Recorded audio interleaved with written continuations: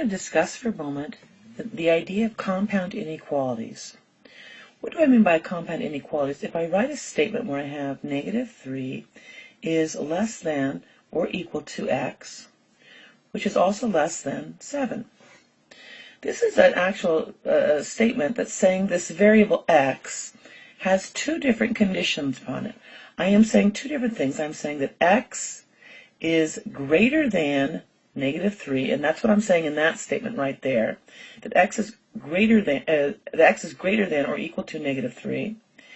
But I'm also saying that x is less than 7.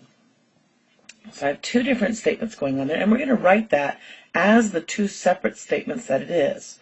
First of all, we have x is greater than or equal to negative 3. And we have the statement that x is less than 7. Looking at this graphically, we can draw a number line. On our number line, place the two numbers, negative 3 and 7. Notice that this one here says x is greater than or equal to negative 3. So in doing that, we're going to have a filled-in circle saying that it can be equal to negative 3, and it's everything greater than that. And that would go on and on forever to the right direction, all numbers greater than negative 3. The other condition is that we have x less than 7. In this case, it cannot equal 7, so I'm going to do an open circle, not filled in, because that means not 7.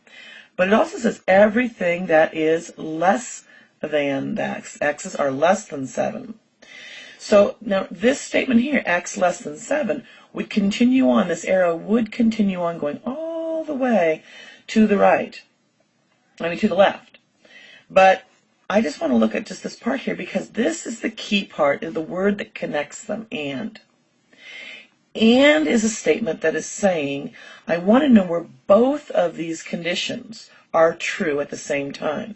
If I pick a number that's somewhere out over here, say 8, this number may be true for x's greater than or equal to negative 3, but they are not true for x's that are less than 7. Similarly, if I picked a number somewhere over on this side, say negative 5, this would be true for x's that are less than 7, because negative 5 is indeed less than 7, but it would not be true for this statement, x's have to be greater than or equal to negative 3. So where are they both true? Where in this number line are both of these statements true? Well, they are both true between these two circles and only between these two circles. So sometimes people will call these between statements because I'm saying it's everything between the two dots, including the filled in at negative 3 and the open circle at 7. And so that would be the answer, or the graphic representation of the inequality that we have up above, negative 3 less than or equal to x less than 7, because it's an and statement, a type of compound inequality.